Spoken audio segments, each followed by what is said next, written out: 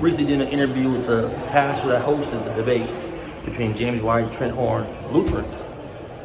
Clip of the debate, full video next week.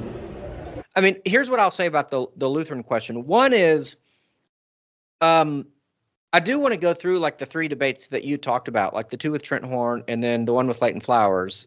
Hopefully the one that, as an example, the most recent we had, James White had with Dale Tuggy on Is Jesus Yahweh? I think Lutherans would agree with that and wouldn't have any issues with the presentation. No, Exactly. The other ones, and that's a good thing. Before you delve in, I'll just briefly lay out what you're referring to.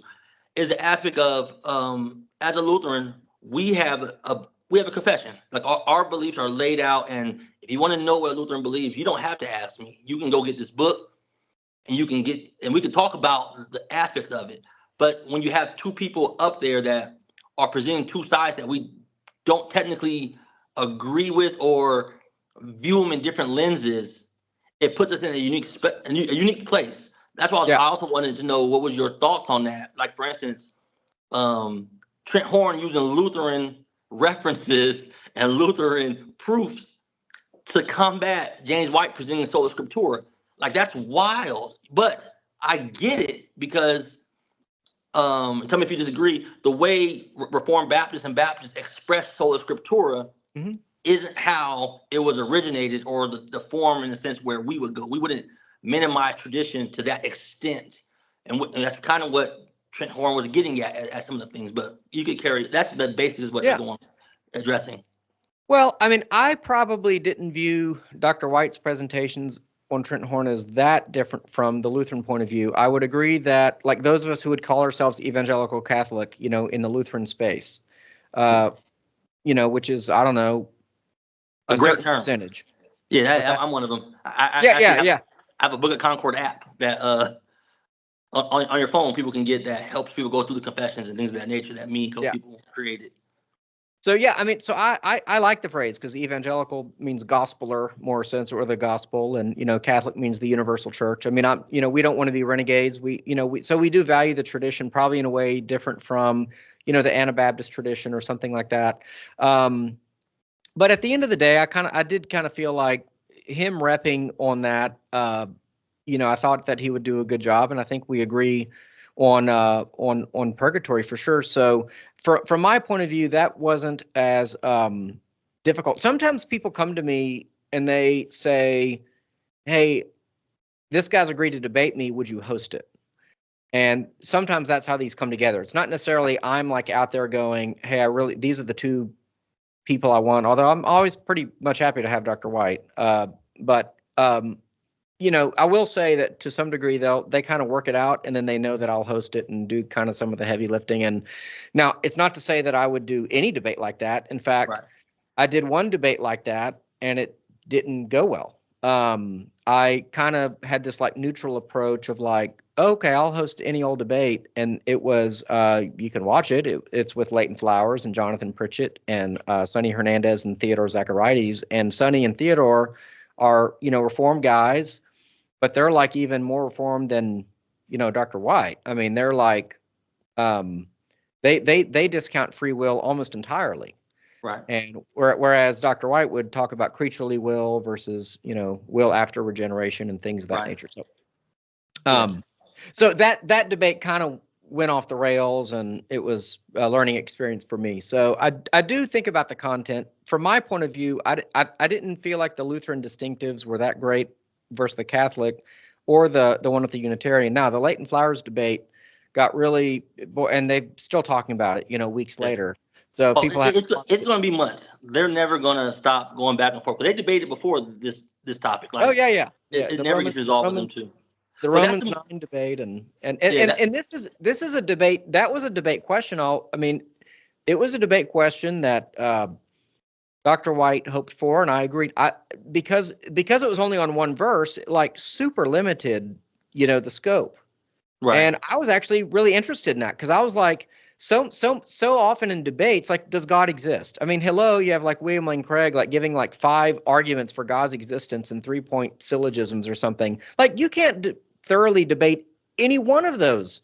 Right. evidences, much less 5. So I'm like, hey, this would be really interesting for the theological, nerds out there to like one sentence, one verse ended up really being 44 and 45, actually 45 more than 44. But I thought that was pretty interesting. When you limit the scope of the question like that, then you can kind of really dig in.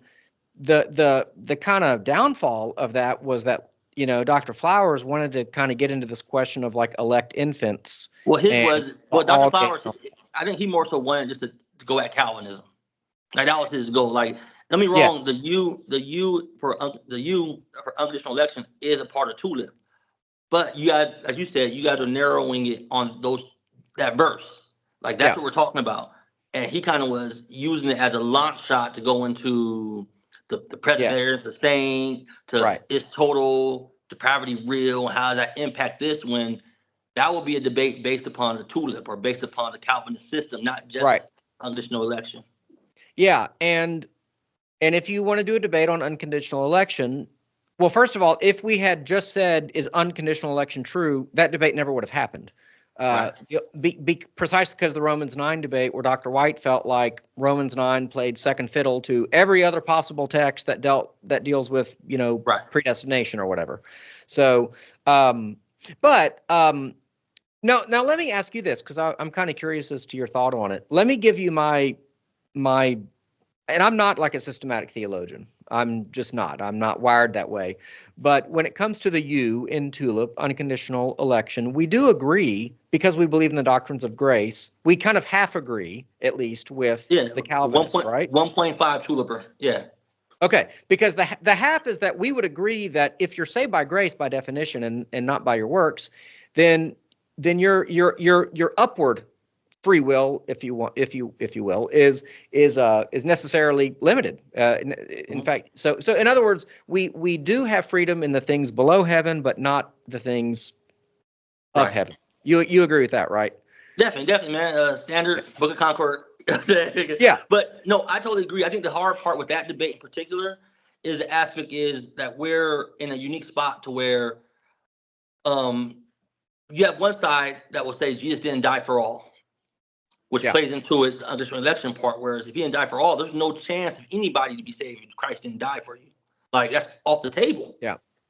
And then you have one side who comes at it from more so an aspect of, I don't want to use the term, but just say various traditions have said his view leans kind of semi-Pelagian in a sense. Not saying I'm saying that, but some people go that route. And you watch the debate, it's more so you have the ability to decipher this before God works on it. But on that side, him saying the aspect of one can reject, we would sympathize with.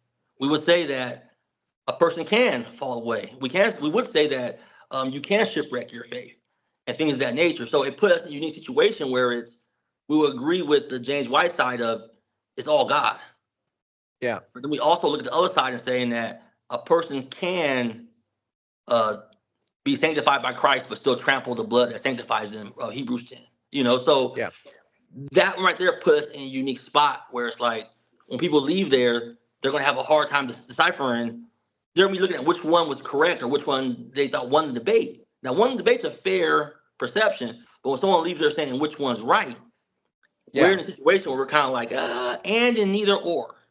You know what I'm saying? Yeah.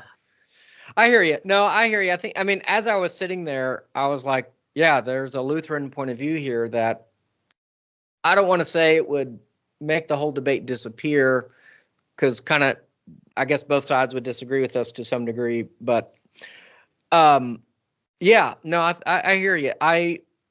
So I will say there are some Lutheran, I mean, I know Dr. Jordan Cooper, who I've had on other things I've done, and I respect a lot. Like he would debate Dr. White any day on, say, baptism, and I'd love to have that debate.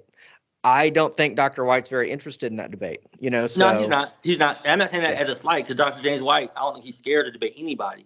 But I have seen them via Twitter and other things conversate about a debate, and it falls through on the aspect of James White wants to limit it to where you don't bring up tradition sometimes.